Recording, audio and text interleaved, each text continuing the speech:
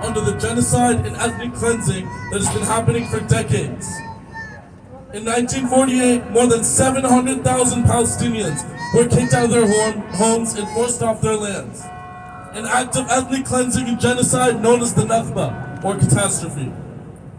Since then, thousands and thousands of Palestinians have been killed, displaced, and dispossessed. Generations of Palestinian refugees, now totaling 5.9 million, who do not have the right to return home. I'm not here today to give you a history lesson. I encourage you to do your research. Connect with Palestinians around you, and learn from the hundreds of Palestinians who have already shared this knowledge and have told their stories. What is happening in Palestine is well documented in history books and in cameras of the hands of those today who are begging us to bear witness around the world. How many more gruesome videos of dead children in rubble will it take till we see a ceasefire? How many more innocent Palestinian lives must be taken before this is considered a humanitarian crisis? Why can't the children of Palestine be given the same rights that we are born with? The same rights that their Jewish and Israeli neighbors have? What makes them any less human? And how can the world stand by and watch them suffer? This is a man-made crisis. Israel started this, and now the world must call to an end. I'm here to fight for the 2.2 million Palestinians in Gaza who are on the brink of genocide. I'm here to mourn for the 9,000 plus Palestinian lives that have been taken in the past month. I'm here to be a voice for the 5,000 plus children who have been killed in the past few weeks, as well as the last 75 years. Innocent children with dreams and aspirations. Innocent children who will never see a free Palestine. They were born and died living under occupation.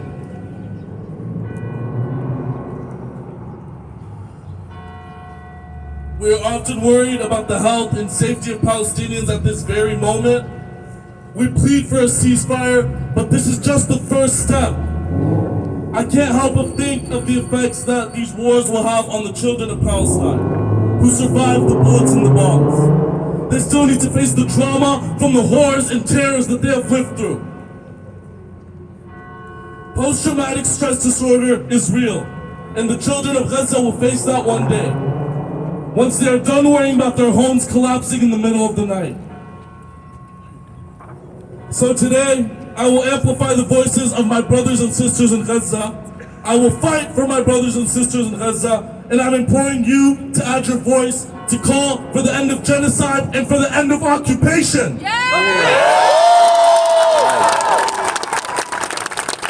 I was in Washington, D.C. yesterday, marching for Palestine, and it really gave me hope for the future. Thousands and thousands of people from all over the United States came out, and we let DC know that we will not back down. They will never silence us. The love and passion we have for Palestine is their biggest downfall. The resilience of the Palestinian people is their biggest downfall. We remember every man, woman, and child who had to die for our land. We remember every olive tree that was unjustly cut down and burned. We remember the names of the diverse, vibrant Palestinian villages that were destroyed. We remember and honor our elders and the stories that they tell us about our beautiful culture. We carry on our traditions from generation to generation with the utmost pride. Palestine lives in all our hearts, and we'll never forget how it was wrongfully taken from us 75 years ago. That is their biggest downfall. We know the media does not tell Palestinian stories. It is our responsibility to seek out the truth and to stand up for what is right and for what is just, even when it is hard, and especially when it is hard. In the words of Desmond Tutu, if you are neutral in situations of injustice, you have chosen the side of the oppressor. Thank you for being here with us tonight. Thank you for keeping everyone safe. And thank you for lending your voice and bodies to the movement for truth, freedom, justice, and most importantly, free, free Palestine! Free, free Palestine! Thank you, Austin. That was amazing. So for the purposes of getting the sound dispersed everywhere, we would love it if you guys can all take a step back towards the steps. If everyone can move up the steps so we can have more space, that would be fantastic. Thank you.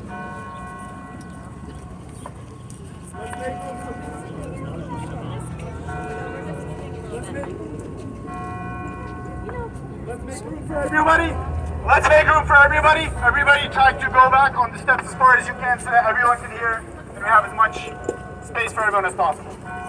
Thank you, and as people keep coming in, just take a step back so we have space for everyone. Next up, we're gonna have Ruba, and she's gonna share her perspective as well. Shukran. Thank you all for being here. Rami asked me to speak today, and as honored as I wasn't sure. I hesitated.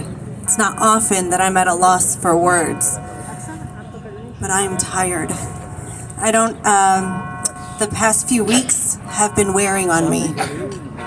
I keep seeing children who look like my own. I keep seeing children who look like my cousins, mothers who look like my sisters and khaltos, men who look like my baba and ammos, broken. I feel like I have been screaming in a vacuum, suffocating on my weeping heart.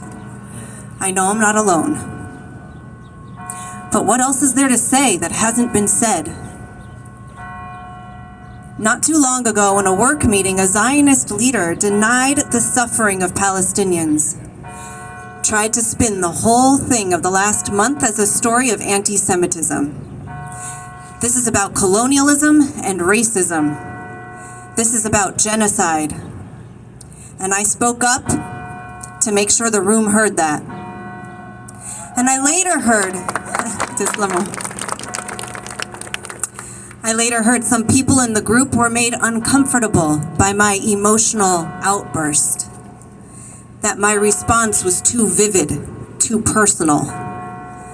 Am I too Palestinian for you? Yes, it was vivid, and yes, it is personal. It has been happening for 100 years, and it is happening right now. If you don't like what you see, if you don't like what you hear me say, do what you can to change it. Yeah, if you don't like what is happening, do what you can to change it. And that's what hundreds of thousands of people around the world did yesterday in DC, in Manchester, in Montreal, in Berlin, in London, and right here in Indianapolis. It is what all of you are doing right now. We are saying loud and clear, khalas. Enough is enough. Ceasefire, cease the occupation. Let us not be silenced. Let us never be silenced. We stand side by side in solidarity with our brothers and sisters who have been oppressed around the world, and we will not be silenced. Injustice anywhere is a threat to justice everywhere. We lead the way together. We stand together. We fight together towards a better tomorrow together. May all of our children, may all of our cousins, may all of our ammos and khaltos and sidos and sitos, may we all wake up, survive the night, wake up tomorrow, and see that tomorrow. Free Palestine, ceasefire, end the occupation now. Khalas.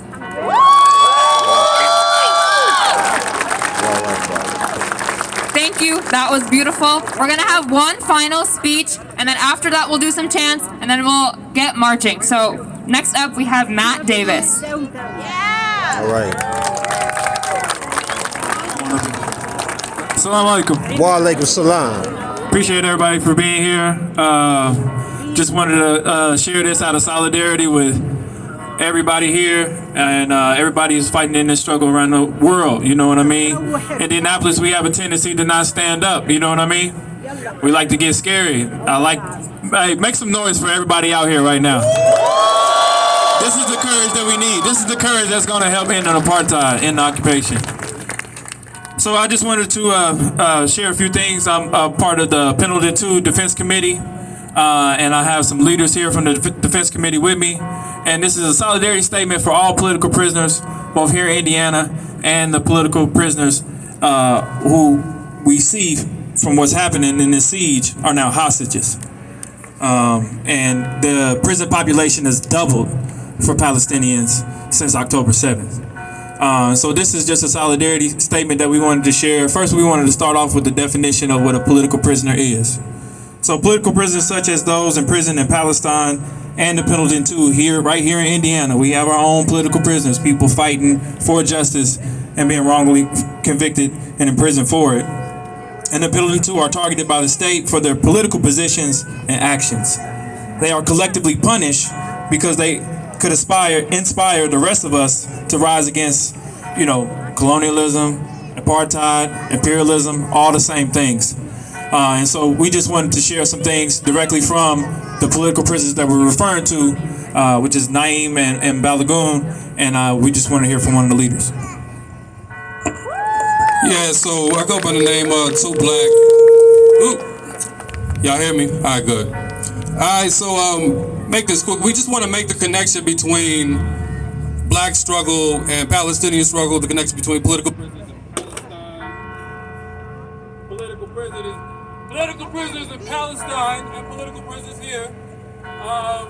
So we have the Pendleton 2, who are political prisoners here, John Belton Cole and Naeem Trotter. What they did was What they did was they were in prison for 200 years for trying to save the life of a fellow prisoner in Pendleton prison from the beating of white supremacist guards who go by the names of Sons of Light. Now, if you notice, Netanyahu said very similarly. He said that we, as in the Israelis, are the Sons of Light, and that the Palestinians are the people of darkness. Notice that white supremacists always like to believe that they're bringing light to the world. Notice that white supremacists always like to believe that they're bringing light to the world. But we know all they do is bring darkness. So we have to make the connection between the police who are trained here, who are trained in Israel to come here and beat up black people, right? So we know that there's a connection there. We need to see the connection. So when we say free Palestine, we mean free all political prisoners, free the Palestinian political prisoners, free black political prisoners here, and free all political prisoners in the ceasefire.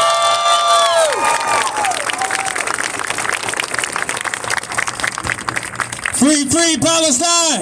Free Palestine! We need to end this occupation, y'all, but the very first step that we need to do is ceasefire right now. Ceasefire now! Ceasefire now! Ceasefire now! Ceasefire now! Ceasefire now! Ceasefire now! I think they're ready to march. Thank